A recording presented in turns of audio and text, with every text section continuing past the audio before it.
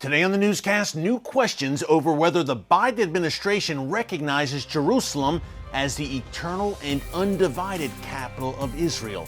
Plus, Biden heads to Saudi Arabia today to plead for more oil production. Get all the breaking details next.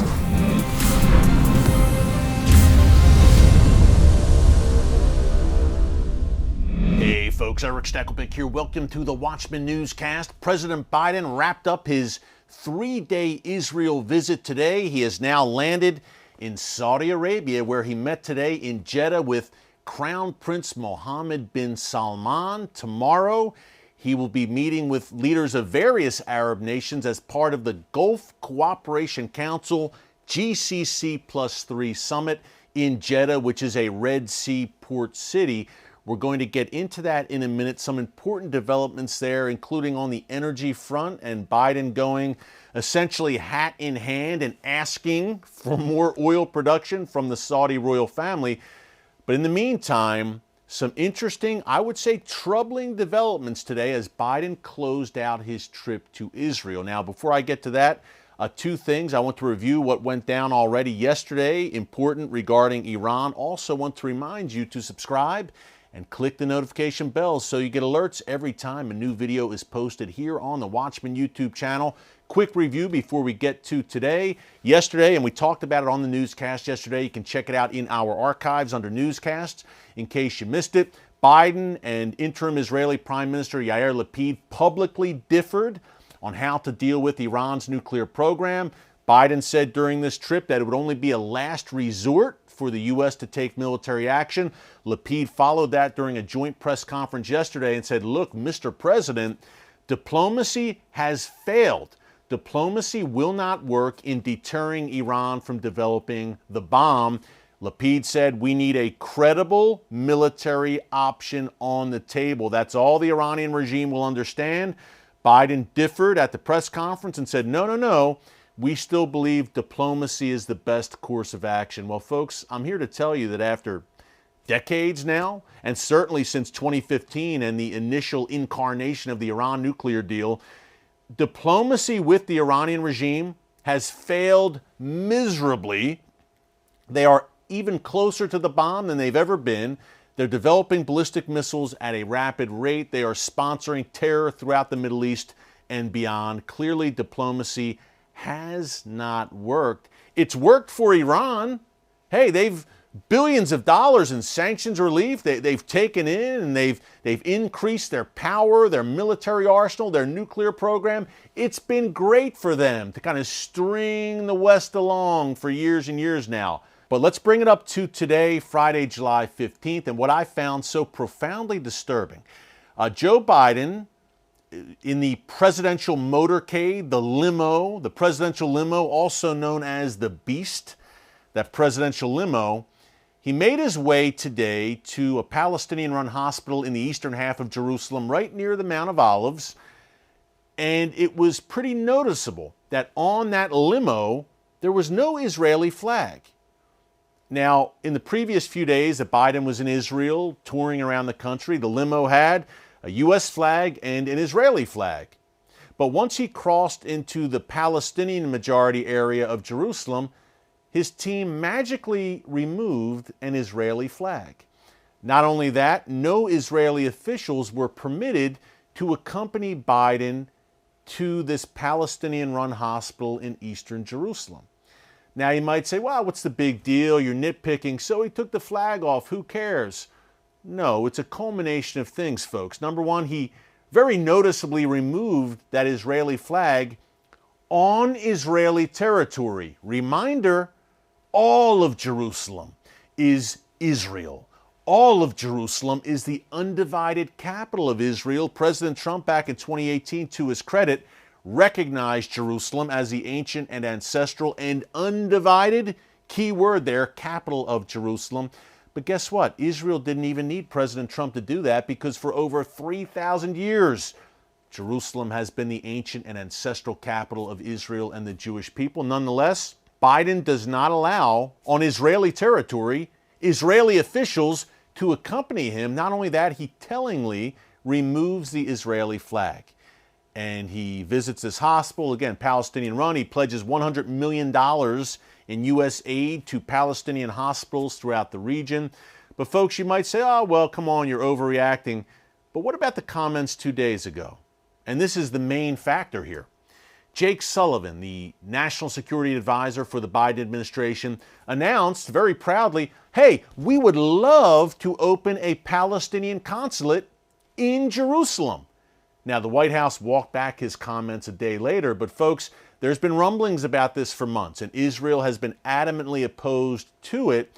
The Biden administration, again, wants to open essentially a Palestinian embassy in Jerusalem. Now, right now, any Palestinian affairs are handled through the U.S. Embassy in Jerusalem, the U.S. Embassy to Israel in Jerusalem. But the Biden administration essentially wants to open a separate embassy, basically recognizing the Palestinians as a second national entity within Jerusalem and within Israel. Now, Israel, again, has sovereignty over all of Jerusalem. If you want to open a Palestinian consulate, do it in Ramallah, where the Palestinian Authority has its headquarters under Mahmoud Abbas. Don't do it in Jerusalem. Jerusalem already has a nation that calls it home and calls it capital, and that is the nation of Israel.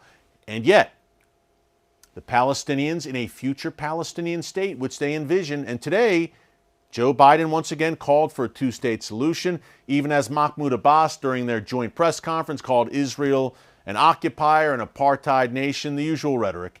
Biden is committed to that two-state solution, folks, and the real reason you saw that flag removed, no Israeli officials accompany him, and Jake Sullivan's comments about a new consulate in Jerusalem, was that the Biden administration would love nothing more than to make the eastern half of Jerusalem the capital of a future Palestinian state. They want to divide Jerusalem, folks. Make no mistake about it. And guess what?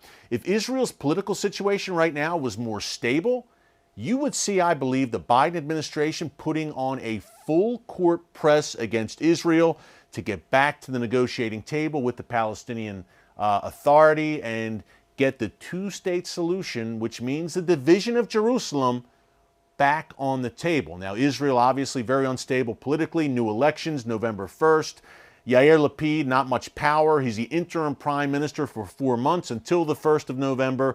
So, and Biden said this today, now is not the time to restart negotiations between Israel and the Palestinians. But folks, remember what I'm telling you.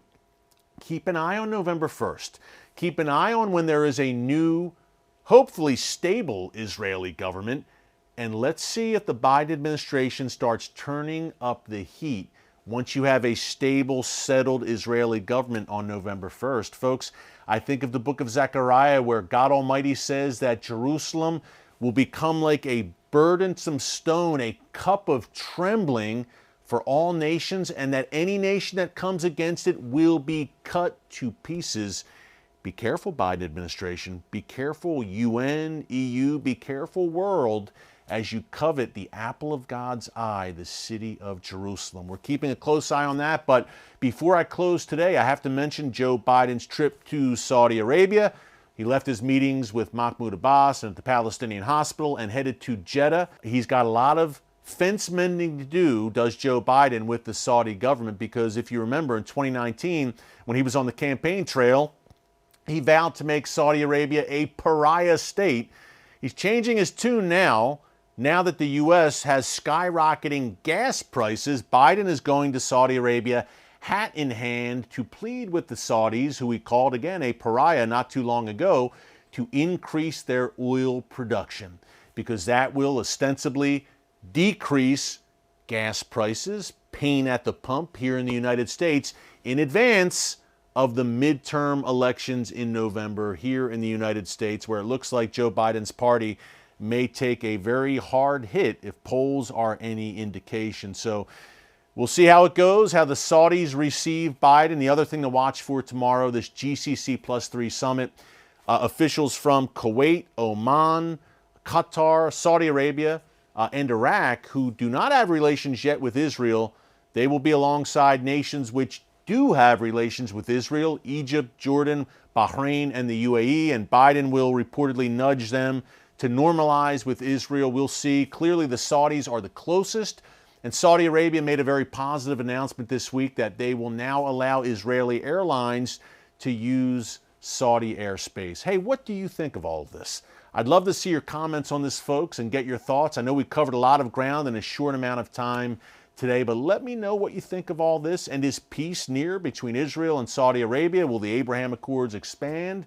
And do you believe come November 1st, perhaps even sooner, who knows, things will get very interesting when it comes to the two-state solution talk and Jerusalem and all of that. We're keeping a very close eye on it. We're keeping it in prayer. We know God Almighty still sits on the throne through it all. Take that with you as you head into your weekend. Thanks for joining us today. Until next time, God bless you. And remember, never hold your peace. Hey everyone, thanks for checking out the Watchman Newscast. If you enjoyed this episode and want to see more, make sure you go ahead and hit the like button, click subscribe, and tap the bell icon to turn on notifications for new Watchman Newscast episodes every weekday.